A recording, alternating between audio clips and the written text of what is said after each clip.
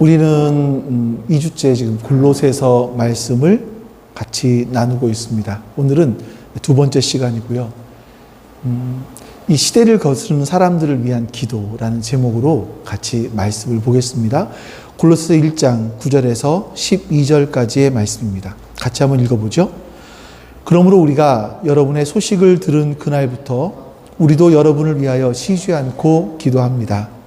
우리는 하나님께서 여러분에게 모든 신령한 지혜와 총명으로 하나님의 뜻을 아는 지식을 채워주시기를 빕니다.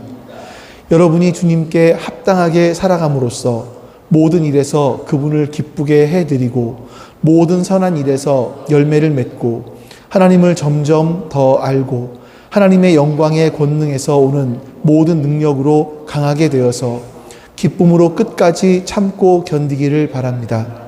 그리하여 성도들이 받을 상속의 몫을 차지할 자격을 여러분에게 주신 아버지께 여러분이 빗속에서 감사를 드리게 되기를 우리는 바랍니다. 아멘. 자, 우리가 지난주에 나눴던 말씀들은 좀 어쩌면 딱딱했을 수도 있고 어렵게 느껴졌을 수도 있습니다. 왜냐하면 우리가 이제 골로새서라는 이 성경을 이해하기 위해서는요, 골로새서가 쓰여지고 읽혀졌던 그 시대 상황을 알지 못하면 그 성경 속에 나와 있는 글들이 단순하게 그냥 어떤 추상적인 개념으로밖에 다가올 수 없거든요. 그래서 우리가 먼저 상황을 살펴봤었죠. 뭐 좀 간단하게 말씀을 드리면 로마 제국의 4가지 성격이 있었습니다. 로마 제국은 그 자신들의 강력한 군사력을 가지고 사람들에게 평화를 강요했습니다. 팍스 로마나. 또 이렇게 평화를 강요하면서 또 한 가지 했던 게 뭐냐면 황제를 숭배해라. 그럼 너희들이 어떤 사상, 어떤 종교 다 받아들일 수 있다. 이런 다원적인 사회가 로마 사회였습니다. 그리고 이 사회를 지탱해 주는 것은 굉장히 발달한 경제체제였는데요. 이 경제체제 속에는 사실 2가지 얼굴이 있었죠. 한쪽에서는 굉장히 발달했지만 또 다른 한쪽에서는 자신의 땅을 뺏겨서 그 땅에서 소작농을 해야 되는 어떤 그런 부가 일부로 편중되는 그런 사회가 바로 로마 체제 아래에 있던 그런 사회였었습니다. 그러니까 골로새에 살고 있었던 그리스도인들은요, 그런 시대를 지배하고 있는 이데올로기, 그 이데올로기에 굴복하지 않고 우리의 새로운 주이신 예수, 새로운 제국인 하나님의 나라, 그 나라를 마음에 받아들이고 살려고 했던 겁니다. 그러니 여러분, 로마라는 그 눈에 보이는 거대한 제국의 그 시대를 거슬러 살아가고 있으니 얼마나 살기가 힘들었겠습니까? 여러분, 우리도 역시 마찬가지 아닐까요? 우리가 완벽하게 이 시대를 거스르지는 못합니다. 그러나 우리가 이 시대에 무릎 꿇지 않고 우리 주님께 무릎 꿇고 살기 위해서 우리가 이 자리에 모인 거 아니겠습니까? 자, 이런 시대를 살고 있었던 골로새 교인들이나 또 예수를 믿고 이 골로새 교인들은요, 예수를 믿고 난 다음에 삼중고를 겪고 있었습니다. 3가지 어려움들이 있었는데 그들이 살아가는 현실은요, 로마 제국 속에 있었고 로마의 황제가 통치하는 상황이었습니다. 그러니까 눈에 보이는 강력한 제국, 강력한 힘이 있었습니다. 근데 그들은 눈에 보이지 않는 하나님 나라를 받아들였어요. 눈에 보이는 그 제국, 그 황제를 거슬러서 눈에 보이지 않는 하나님의 나라, 예수 그리스도를 받아들이고 그 시대를 거슬러 살아가는 겁니다. 세상 사람과 다르게 살아가는 거예요. 얼마나 어려웠겠습니까? 뿐만이 아닙니다. 그 당시는요, 철학이 굉장히 발달한 곳이 그리스잖아요. 이 그리스 철학하는 사람들이 와서 말합니다. 왜 너희가 믿는 것만이 진리라고 말을 하느냐? 진리는 너희가 말하는 것만 진리는 아니다. 진리는 여기도 있고 저기도 있다. 이렇게 다양한 유혹들이 있었고, 거기다가 유대인들이 찾아와서요, 야, 너희들이 하나님 믿는다고 했지, 하나님 믿는 거는 예수 믿는 게 아니야. 여호와 하나님을 믿어야 되는 거야. 그리고 율법을 준수해야 돼. 예수를 그리스도로 믿는 게 아니라, 예수를 메시아로 믿는 게 아니라 여호와 하나님을 믿으며 그 여호와 하나님께서 말씀하신 모세 오경을 지켜야 돼. 이게 이제 그 유대인들이 찾아와서 그리스도인들에게 하는 말들이었습니다. 근데 이런 삼중고는요, 그 당시에만 있는 것이 아니라 지금 우리가 살고 있는 시대에도 동일하게 있습니다. 이 세상은요, 마치 우리에게 진짜 행복을 줄 수 있는 것처럼 말을 하죠. 우리가 이 땅에서 이 땅의 체제에 잘 순응하며 살아가면, 다시 말해서 이 자본주의 속에서 이 자본주의에 잘 순응해서 서로 경쟁하고 경쟁에 이겨서 다른 어떤 재물들을 독식하게 되면 우리는 편안하고 놀랍고 어떤 기적적인 삶을 살 수 있을 것이라고 우리를 속입니다. 또 우리가 살고 있는 사회는요, 다원적인 사회입니다. 다원적인 가치가 지배합니다. 그러다 보니까 너만 옳은 게 아니에요. 나도 옳고 저쪽도 옳고, 옳은 것, 진리는 다양해요. 이런 시대를, 이렇게 주장하는 시대를 살고 있습니다. 그러니 특히나 젊은이들 같은 경우는 이런 걸 더 많이 느낄 수 있을 텐데, 그러니 얼마나 힘들어요. 뿐만 아닙니다. 우리 주변에 보면, 제가 어저께도 이제 한 동영상을 봤어요. 무슨 장로교 어느 쪽에 있는 총회장을 한 그런 현 총회장, 작년도인데 총회장인데, 그분이 무인텔에서 권사님과 함께, 그 교회 권사였겠죠? 권사와 함께 차를 타고 나오는 것을 그 교회 장로가 목격을 해서 차로 가로막고 육탄전을 벌이고 하는 것을 실제로 영상을 이제 그런 걸 보면서, 이런 우리가 기독교라는 껍데기가 있어요. 껍데기를 쓰고 있을 뿐이에요. 그러다 보니까 우리가 좀 신앙생활을 제대로 하려다 보면, 야, 너만 굳이 그렇게 광신자처럼 그렇게 믿어. 그렇게 유별나게 믿지 않아도 돼. 이게 현 시대의 모습입니다. 골로새 교회가 위협을 받았던 것처럼 우리 시대에도 역시 진실하게 그리스도인으로 살려고 하면 여러 가지 위협들이 존재한다고 말씀드릴 수가 있습니다.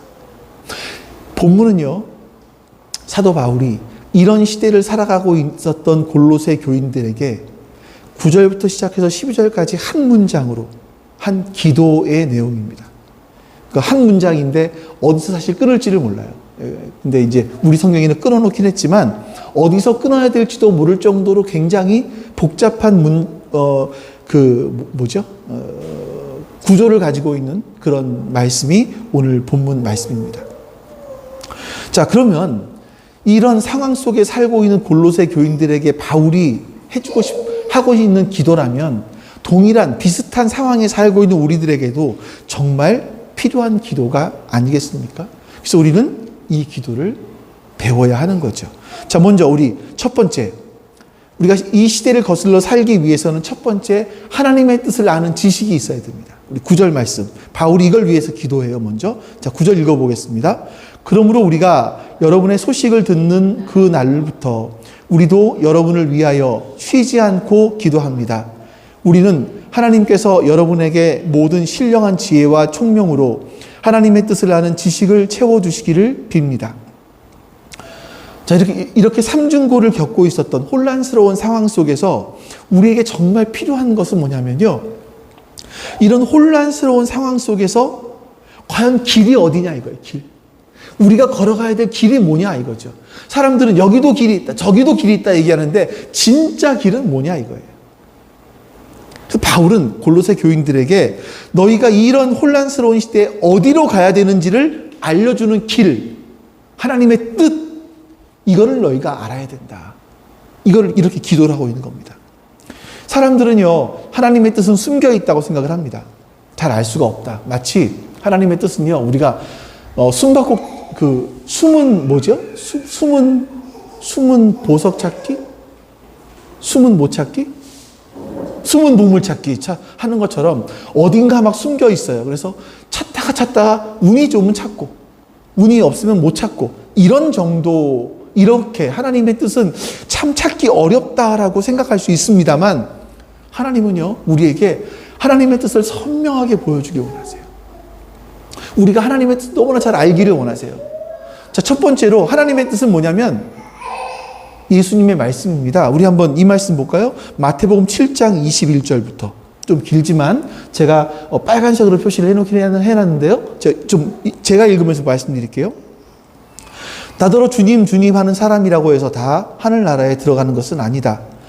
하늘에 계신 내 아버지의 뜻을 행하는 사람이라야 들어간다. 자, 여기서 뭐라고 말씀합니까? 아버지의 뜻이 있어요. 근데 아버지의 뜻을 행하는 사람만이 하나님 나라에 들어간대요.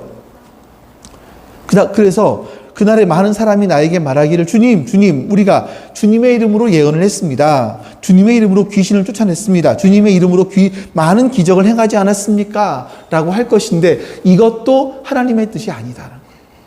그 하나님의 뜻이 뭐예요? 예수님께서 이렇게 말씀하십니다. 그때에 내가 그들에게 분명히 말할 것이다. 나는 너희를 도무지 알지 못한다. 불법을 행하는 자들아 내게서 물러가라. 그러므로 하나님의 뜻이 뭐냐면 내 말을 듣고, 왜 예수님의 말씀이 하나님의 뜻인가 하면 예수님은 지금 하나님이 누구신지를 설명하고 있는 거예요. 하나님이 누구신지를 선명하게 보여주고 있거든요. 그래서 예수님의 말씀을 듣고 그대로 행하는 사람, 동일한 구조를 갖고 있거든요. 말씀이 헬라어 문법상으로 볼 때 내 아버지의 뜻을 행하는 사람, 내 말을 듣고 그대로 행하는 사람, 동일한 구조를 갖고 있습니다. 예수님의 말씀이 하나님의 뜻인 거예요. 예수님은 하나님의 뜻을 이 땅에 전하기 위해서 오신 분이세요. 그래서 예수님의 말씀을 듣고 그대로 행하는 사람은 마치 어떤 사람 같습니까? 반석 위에 자기 집을 지은 사람 같아서 비가 내리고 홍수가 나지만 바람이 불어도 그 집에 무너지지 않는다. 그 집은 반석 위에 세워졌기 때문이다. 근데 나의 말, 예수님의 말씀을 듣고 하나님의 뜻을 듣고도 그대로 행하지 않는 사람은요, 모래 위에 자기 집을 지은 어리석은 사람과 같다. 그런 사람들은 비가 내리고 홍수가 나고 바람이 불어서 그 집에 들이치다 보니까 집이 무너진다. 그 무너짐이 엄청났다. 이렇게 예수님께서 말씀하십니다. 그러니까 예수님은요, 당신이 하나님의 뜻을 이 세상에 전하기 위해서 왔다.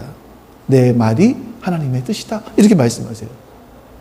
자, 그리고 바울도 이렇게 얘기합니다. 바울은 데살로니가전서 4장 3절 말씀 볼까요? 같이 읽어보겠습니다. 이 말씀은 시작. 하나님의 뜻은 여러분이 성결하게 되는 것입니다. 여러분은 음행을 멀리하여야 합니다. 이 개역개정에는 거룩이라고 써 있어요. 자, 여러분, 하나님의 뜻이 뭐예요? 성결, 거룩. 우리가 거룩하게 되는 거라고요. 하나님의 뜻은 우리가 거룩하게 되는 거라고요. 분명하게 말씀하고 있죠. 또 볼까요? 너무나 잘 아는 말씀이에요. 5장, 그 다음에 5장 16, 18절. 자, 시작. 항상 기뻐하십시오. 끊임없이 기도하십시오. 모든 일에 감사하십시오. 이것이 그리스도 예수 안에서 여러분에게 바라시는 하나님의 뜻입니다. 하나님께서 여러분에게 바라신대요. 그 뜻이래요. 뭘 어떻게 하는 걸요? 항상 기뻐하래요. 끊임없이 기도하래요. 모든 일에 감사하래요. 이게 하나님께서 그리스도 예수 안에서 여러분에게 바라시는 하나님의 뜻이다. 이렇게 말씀합니다. 자, 그럼 여러분, 하나님의 뜻, 전부 다 말씀드리는 거 아니에요. 구약도 있을 것이고 다 여러 가지가 더 있겠죠. 자, 그런데 이것을 여러분들이 알았어요. 지식으로 알았어요. 그러면 여러분들이 하나님의 뜻대로 살 수 있습니까? 하나님의 뜻대로 살 수 있습니까? 지식으로 알면 살 수 있습니까? 아니요. 우리 다시 9절 말씀을 볼게요. 그 다음을 넘겨보시면 돼요.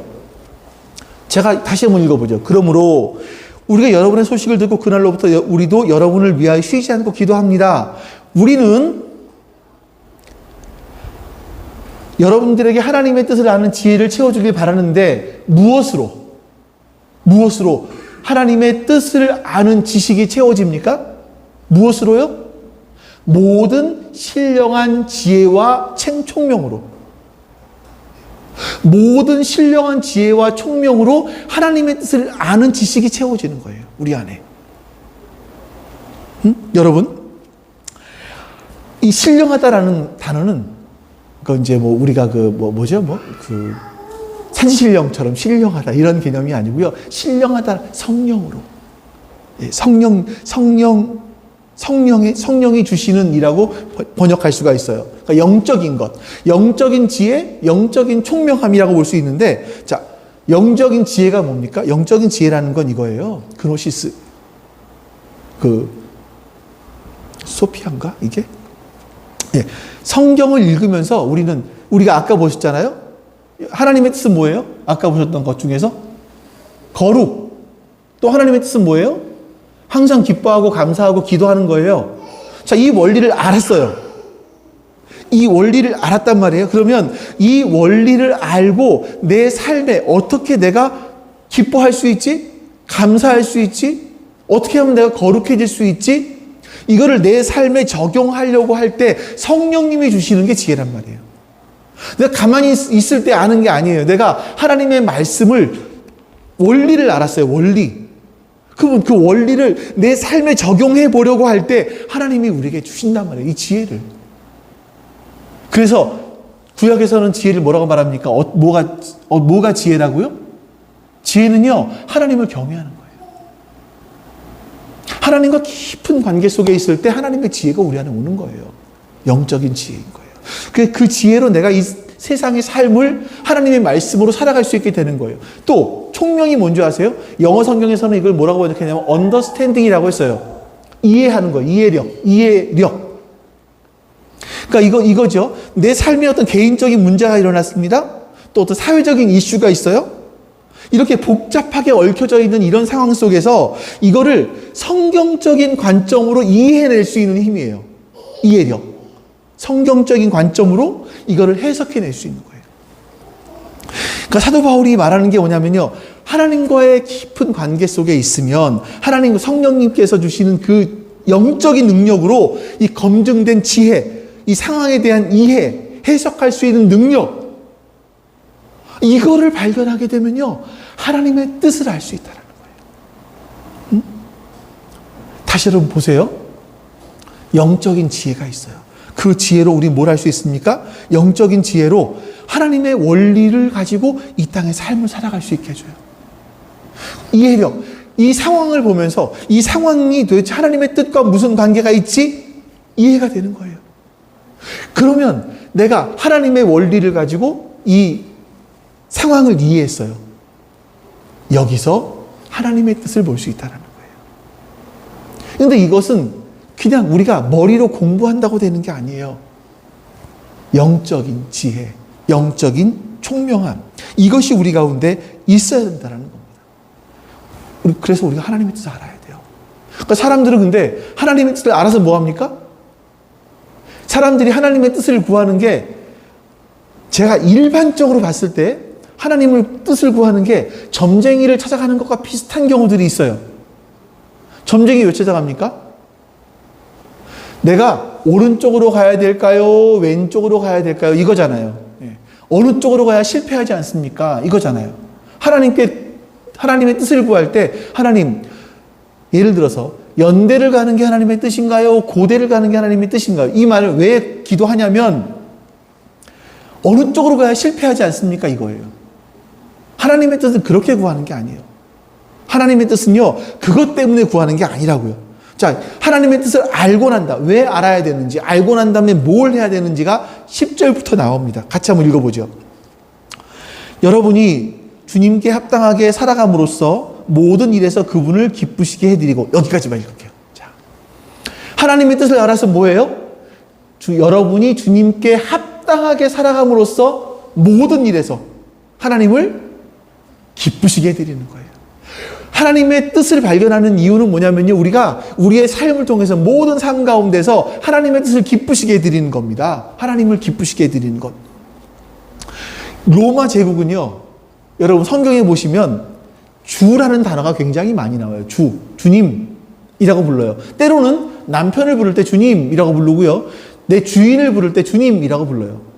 그러니까 로마 제국 아래에 있었을 때 사람들은 자기보다 위의 사람들을 주님이라고 불렀어요.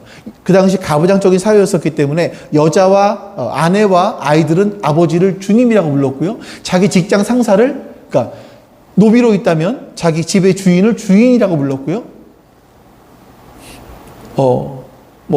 일반 평민들은 사회 지도자를 주님이라고 불렀어요. 근데 이 모든 사람들이 동일하게 한 명을 주님이라고 불렀어요. 누구냐면 황제였었습니다.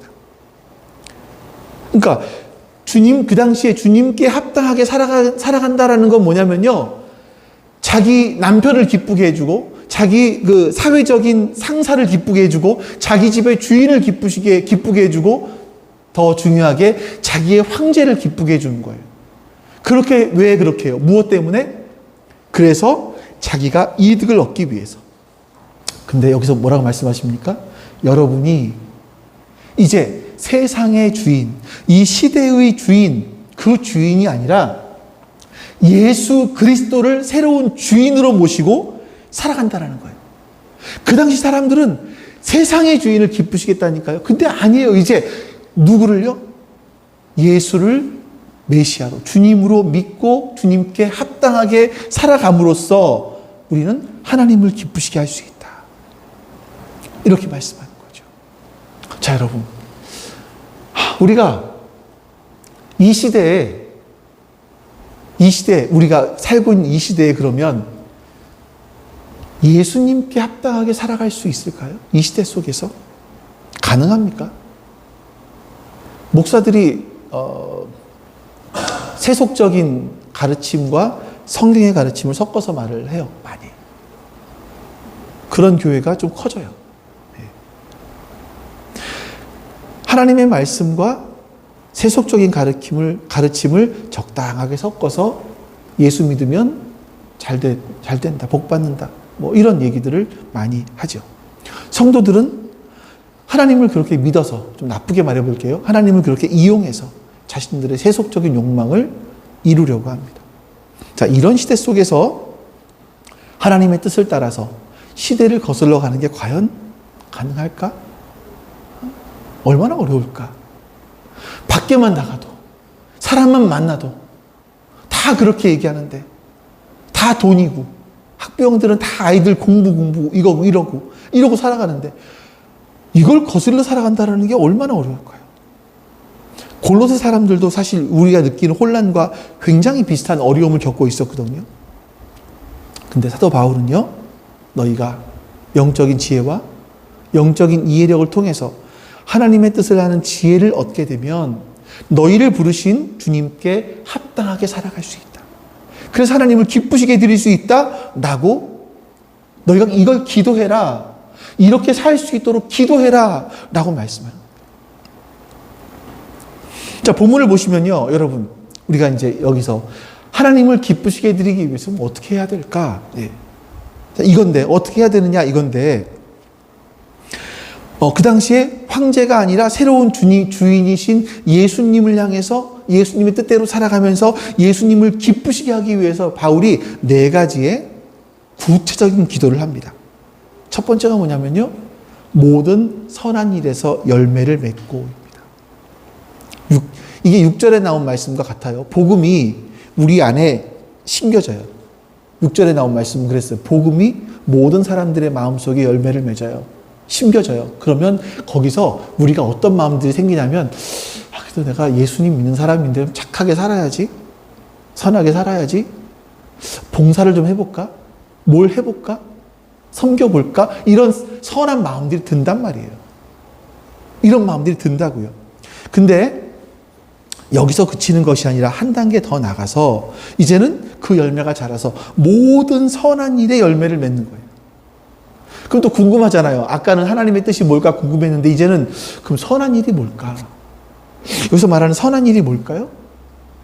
선한 일은요, 사실 구원의 목적입니다. 우리가 선한 일을, 모든 선한 일을 하는 것은요, 구원의 목적이에요. 여러분들, 일반적으로 많은 사람 얘기합니다. 구원받으면 뭐예요?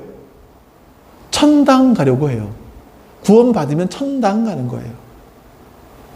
이 땅에서 별로 살아가는 과정들은 별로 필요하지 않아요. 내가 어떻게 사는지 별로 필요하지 않아요. 그냥 예수 믿으면 천당 가는 티켓 받은 거로 생각을 해요. 아니요. 그 하나님 나라에 가기 이전까지 우리가 해야 될 일이 있다고 말씀해요. 에베소서 2장 10절 말씀입니다. 같이 한번 읽어보죠. 여러분은요, 하나님의 뭐예요? 작품이에요. 그래서 그 다음에 같이 시작. 선한 일을 하게 하려고 하나님께서 그리스도 예수 안에서 우리를 만드셨습니다. 하나님께서 이렇게 미리 준비하신 것은 우리가 선한 일을 하며 살아가게 하시려는 것입니다. 여러분, 우리는요, 그냥 세상에서 어중이 떠중이가 아니고요. 그냥 그저 그런 사람들이 아니고요. 하나님께서 만드신 작품이에요, 작품. 예. 사람들에게 손가락질하고 이런 사람들이 아니란 말이에요. 하나님의 작품이라고요. 뭐 하기 위해서? 너희들 이 땅에서 마음대로 살아가 천국만 가면 돼 이거예요? 아니요. 이 땅에서 뭘 하려고? 선한 일을 하게 하시려고. 이 땅에서 우리가 선한 일을 하게 하시려고. 우리를 새롭게 만드셨다. 누굴 통해서? 예수 그리스도를 통해서. 우리를 새롭게 만드셨다라고 말씀하는 거예요. 그러니까 사도 바울이 선한 일의 열매를 맺는다라고 하는 이 기도는요, 우리를 구원해 주신 목적을 성취해라. 하나님이 예수 그리스도를 통해서 그 십자가에 피 흘려 죽으심을 통해서 우리에게 이루신 일들, 우리를 새로운 작품으로 만들어내신 그 일들을 너희가 이루어내라, 성취해라. 이거예요. 그럼 선한 일이 뭘까? 우리 지난주에 신명기에서 선한 열매가 나왔었어요. 선한 열매가 뭐였었냐면, 신명기적에서는요, 나그네, 고아, 과부를 돌보는 겁니다. 다시 말하면, 세상에서 보호해주지 못하는 사람들을 교회가 보호하는 거예요. 그러니까 제국이라는 이런 이데올로기 속에서 무시받는 사람들, 소외되는 사람들, 탈락할 사람들, 이런 사람들을 품고 사랑해주는 거예요. 그래서 하나님은 그걸 통해서 뭘 하시려고요? 하나님의 다스림을 받는 이스라엘이라는 공동체를 하나 만드시는 거예요. 하나님의 꿈은 그거였었습니다. 세상과 다른 공동체, 세상의 원리들과는 다르게 움직여가는 공동체. 그래서 그 땅에 있는 모든 그런 우상 같은 것들, 그 땅의 문화들을 싹 없애버리라고 말씀하시잖아요. 그리고 하나님 나라의 가치를 새로 심어라. 하나님 나라 뜻대로 살아라. 하나님의 다스림을 받고 너희는 세상 나라와 같이 왕이 필요 없어. 내가 직접 너희를 다스릴게. 사사를 통해서. 이게 하나님이시죠. 그렇게 하나님은요, 새로운 하나님의 다스림이 직접 이루어지는 새로운 공동체를 만드시려고 하는 게 신명기에서 나오는 두 번째 열매입니다. 자, 그러니까 여기서 여러분, 선한 일이 뭡니까? 사회적으로 약자와 부족한 자들을 섬기는 거예요. 그리고 그 통해서 뭘 하려고요? 이걸 통해서 공동체를, 하나님이 새롭게 세우신 공동체, 하나님의 나라, 통치자, 바실레야 통치잖아요. 하나님의 뜻이 이루어지는, 하나님의 통치가 이루어지는, 실현되는 그런 공동체를 만들어내시는 거라고요. 하나님의 꿈이, 하나님의 뜻이. 이게 선한 일이라고요. 그러니까 여러분, 우리가 선한 일을 했다라고 했을 때, 여러분들 세상에서 남 돕는 거 선한 일이에요. 그렇죠? 근데 이게 하나님과 연결된 선한 일인가를 보실 수 있어야 되는 것이 뭐냐면, 이것이 하나님 나라의 공동체를 세워가기 위한 것인가? 라고 보시면 돼요. 가장 간단하게. 그냥 우리 이거 없이도 선한 일 하는 분들 되게 많아요. 좋은 일 하는 분들 많아요. 근데 하나님이 보시는 선한 일이란 이것이 하나님 나라와 연결되어 있는 건가? 하나님 나라 공동체와 연결되어 있는 건가를 생각해 보시는 거예요. 내가 그런 마음을 품고 이런 일들을 하는 것인가? 생각해 보시는 거예요. 초대교회에서 그런 일들을 했어요. 사람들이 모여서 그 유대인들이 막 각지로 흩어지잖아요. 거기서 나이 들어 이제 돌아가실 때쯤 되면 그들의 꿈이 뭐냐면, 나 고향에 돌아가서 땅에 묻히고 싶어. 이거였거든요. 이 외국에 나갔는데 홀로 되신 여인들이 있었어요. 그들이 유대로 와요. 예루살렘으로 와요. 그러면 그걸 누가 돌봤냐면 초대교회에서 사람이 돌봤다고요. 먹을 걸 나눠주고. 이런 일들 때문에 분쟁이 생기자, 그래, 우리가 이제 집사들을 세우자. 이것만 잘 감당할 수 있도록. 집사를 세우잖아요. 그리고 이걸 할 수 있도록 누가 뭘 해요? 그 위로의 사람, 바나바가 자신에 있는 잉여 재산을 교회에 내놓잖아요. 이걸 통해서 우리 구제합시다. 이런 일들을 초대교회에서 하는 거예요. 또 하나가 뭐냐면요, 노예 해방이었습니다. 이 골로새서와 함께 같이 전해진, 골로새 교회에 같이 전해진 성경이 있습니다. 빌레몬서예요. 빌레몬은 오네시모라는 종을 데리고 있었는데, 이 오네시모가 도망을 가죠. 근데 이 도망을 가서 로마에서 바울을 만나서 복음을 듣게 되고 바울과 함께 사역을 해요. 그래서 바울이 빌레몬에게 야, 이 오네시모를 형제로 좀 받아줘라. 이렇게 편지를 보내는 게 빌레몬서입니다.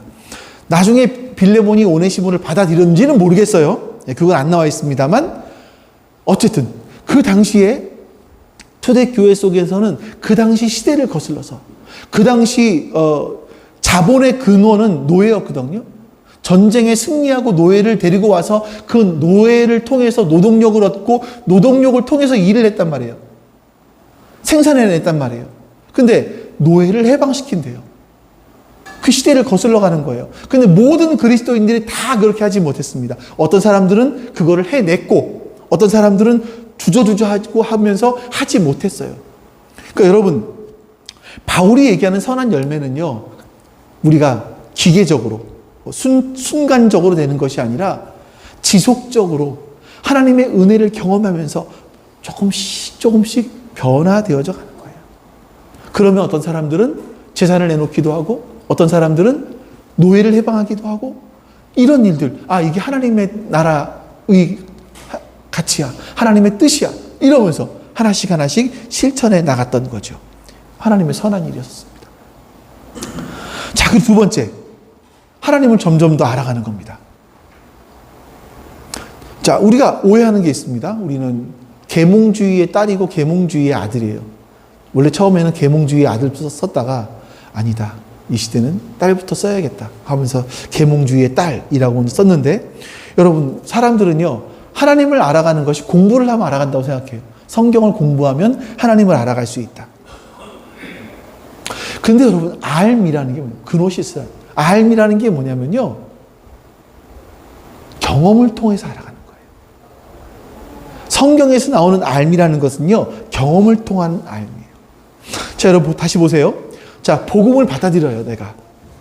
그러면 복음이 우리 속에 들어와서 열매를 맺습니다. 이 열매가 내가 예수 믿는 사람이니까 이제 좀 선한 일을 해야겠구나. 앞에서 말씀드렸죠. 이런 마음이 생겨요. 이런 마음이 생겼을 때 실제로 내가 선한 일을 하는 거예요. 그러면 거기서 하나님이 역사하시는 경험한다니까요. 그러면 야, 하나님은 진짜 살아계시는구나. 이걸 알게 되는 거예요. 근데 여러분, 성경을 내가 이제 예를 들어 볼게요. 저도 경험을 해본 부분들인데 저는 참 많이 경험을 합니다. 전도를 하다 보면, 저 같은 경우 설교를 하다 보면 사람들이 이제 기독교에 대해서 묻는 경우들이 생겨요. 그러면 내가 그들에게 설명을 해주잖아요. 그러면 내가 그 전까지는 꿰지지 않았는데 이게 복음을 전하다 보니까 이 말씀들이 내 안에 꿰어져서 이해가 되고 그 사람에게 내가 납득된 거를 얘기하고 있더라고요.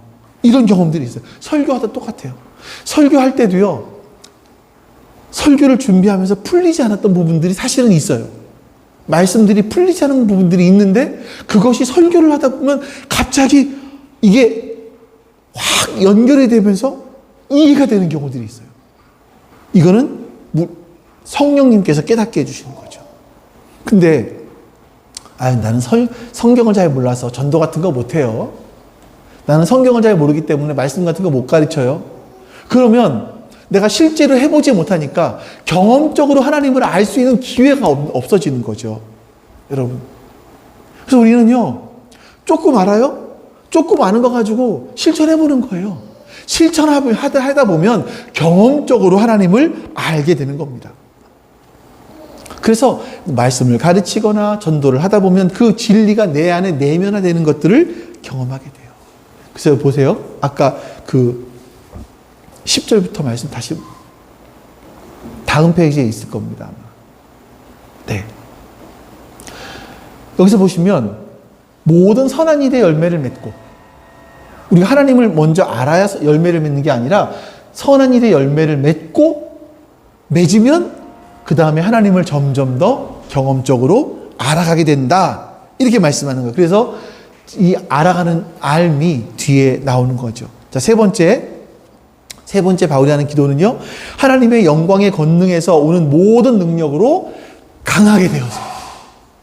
자, 바울은요, 너희가 강하게 되기를 바란다. 너희가 강해져야 된다. 라고 말합니다. 자, 여러분, 강해지는 능력이에요. 예? 모든 능력으로 강하게 되는 거예요. 우리가 여러분, 그러면 능력으로 강해지기 위해서 기도를 하라는 말인데, 능력이 뭡니까? 능력이 대체 뭔가요? 하나님의 일을 하려면 육체적인 능력, 감정적인 안정된 능력, 지적인 능력, 의지적으로 좋은 습관들, 자기 좋은 의지, 이런 거 사용하는 법들을 알아야 돼요. 영적인 능력도 있어야 됩니다. 여러분들은 뭐가 필요하세요? 육적인 능력, 정서적 능력, 의지적 능력, 영적 능력? 뭐가 필요하십니까? 아유, 나는 그런 거 필요 없고요. 돈만 있으면 돼요. 이러지 않으세요? 자, 여러분, 바울이 이 능력을 말하는데, 이 능력이, 말씀을 잘 보세요. 그 능력이 어디서 와요? 하나님의 영광의 권능에서 능력이 와요. 다시 말하면, 이거 좀 하나님의, 이 단어를 풀어 설명하니까 길어요. 하나님의 영광이 뭐예요? 하나님의 하나님 되심이에요. 하나님의 하나님 되심에서 온 능력이 있어요. 그러니까 하나님의 능력이에요. 그 능력에서 오는 능력이 있어요. 모든 능력. 이것 때문에 내가 강하게 되는 거예요. 그럼 강하게 되면 뭐 하려고? 사람들은요, 강하게 되면 세상을 지배하고 다스리고, 이런 걸 말한다, 생각한단 말이에요. 근데 바울이 말하는 능력을 보세요. 하나님의 영광, 하나님의 능력에서 오는 모든 능력으로 강하게 되면 그 다음에 뭐 한다고요? 기쁨으로 끝까지 참고 견디고. 우리가 세상 논리와 너무 다르잖아요. 그렇죠? 예? 우리는 능력이 생기면 다른 사람을 지배하고 다스리고 돈 많이 벌고 남들 위에 서고, 이게 아니라 하나님이 주시는 능력이 있으면 기쁨으로 모든 걸 참는데, 견디는데 기쁨으로 이 일들을 할 수가 있게 된다라고 말씀하는 겁니다. 여기서 여러분,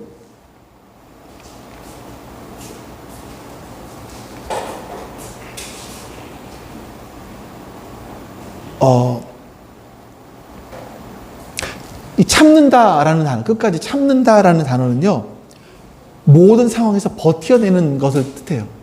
그러니까 버텨내는 거예요. 견딘다라는 것은 뭐냐면요, 버티는 것 플러스 보복하지 않는 거예요. 그러니까 사람들이 나에게 뭔가 악한 일을 해왔을 때 사람들은 보복하려는 마음들이 있잖아요. 근데 견디는 것 플러스 보복하지 않는 거예요. 이 견딤이 어디를 향해 쓰여지냐면, 하나님께서 우리 죄를 바라보실 때 하나님은 견디셨어요. 이 단어와 똑같은 단어입니다. 하나님은 오래 참으셨어요. 보복하지 않으셨어요. 사도 바울이 우리를 향해서 말합니다.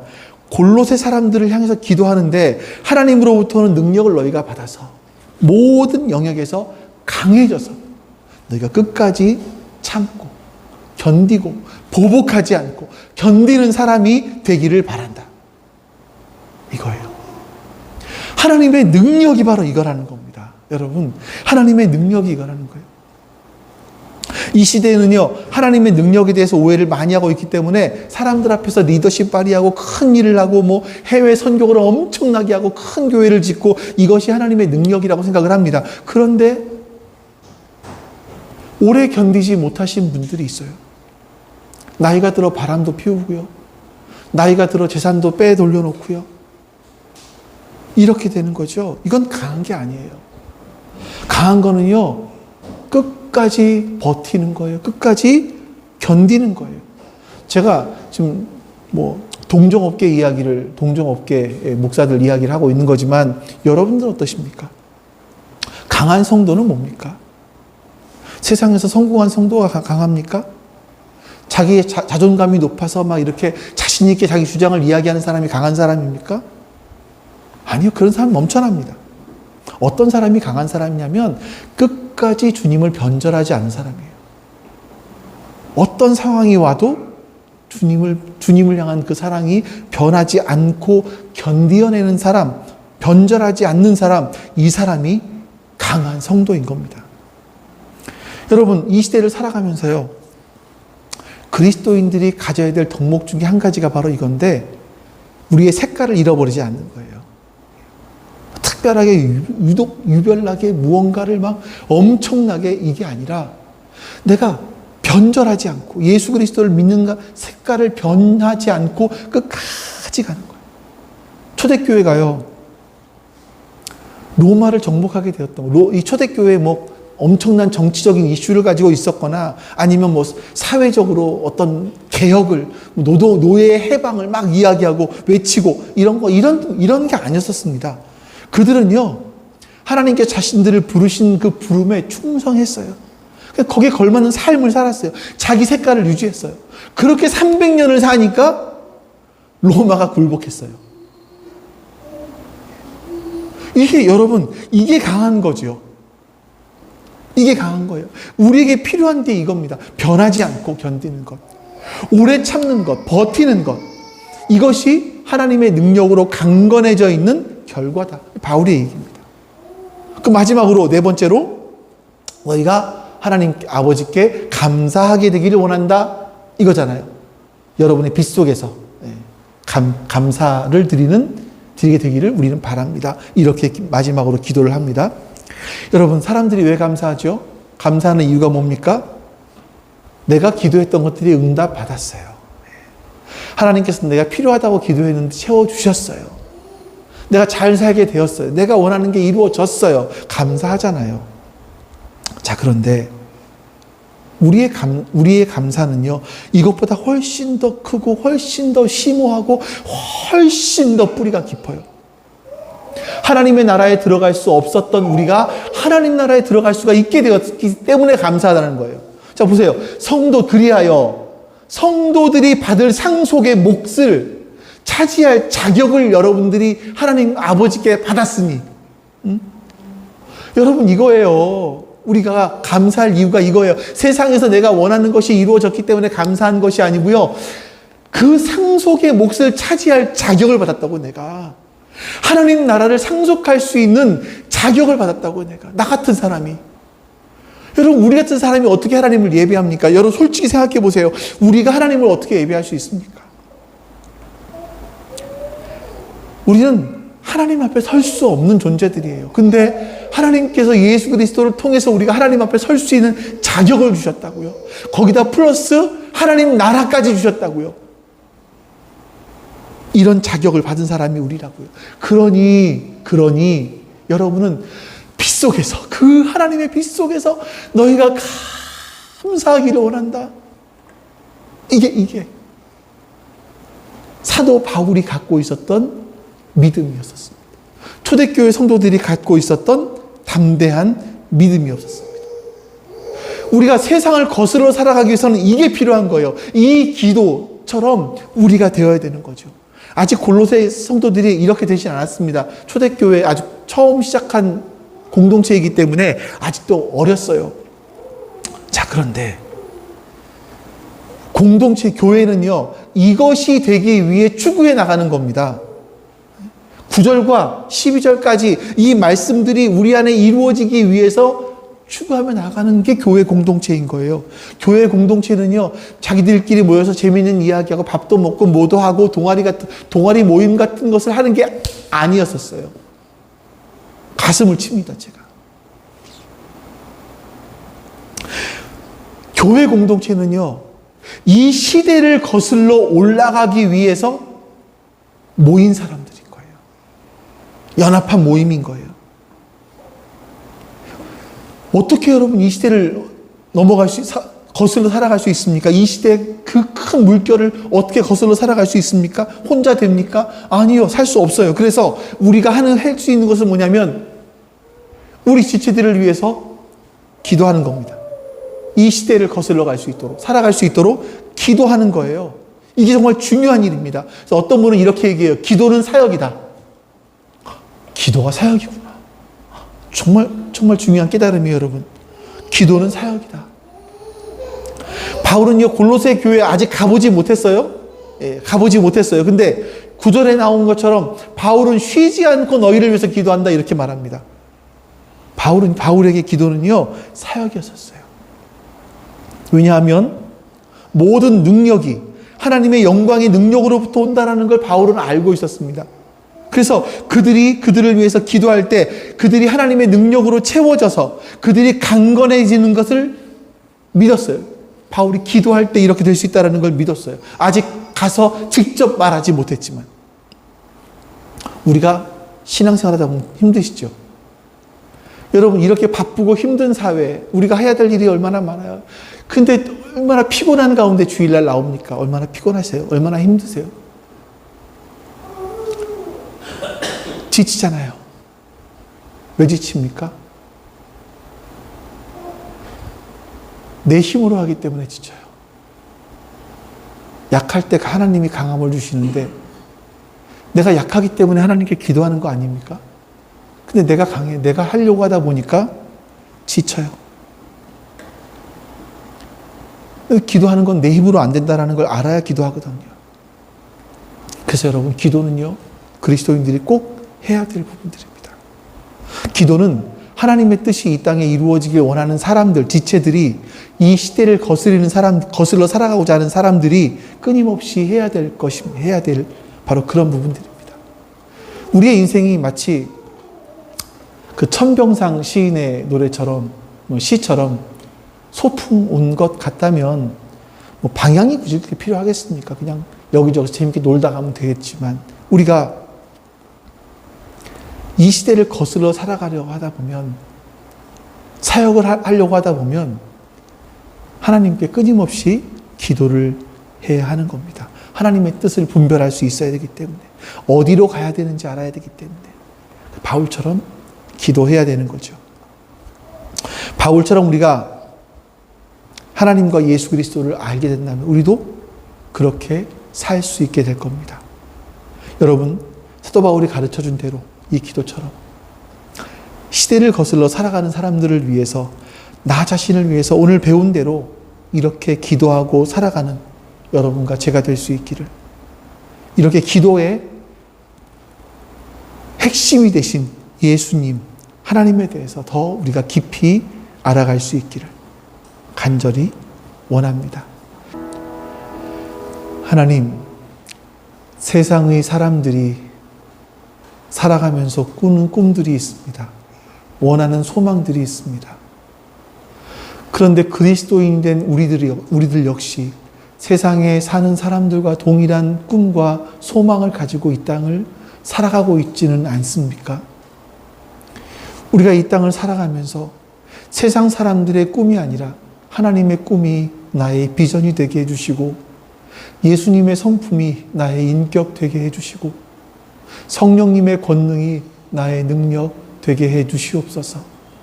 그것이 우리의 기도가 되게 해주시옵소서. 감사드리며 우리 주 예수 그리스도의 이름으로 기도하옵나이다. 아멘.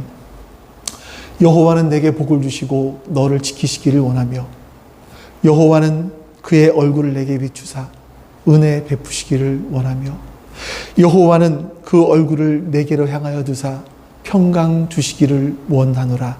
아멘. 이제는